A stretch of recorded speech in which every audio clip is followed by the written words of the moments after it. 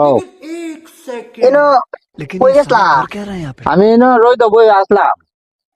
রইদ বই রইতা আইতাছি আচ্ছা তুমি মানে নো রইদ বইয়া রইতা আইতাছো তা আমি কে লিগে আইছি তুমি কেন লাগে আইছো তুমি বুঝো গা যে আমি কয়ে দেম নাকি ठीक है। আচ্ছা অনটা তুমি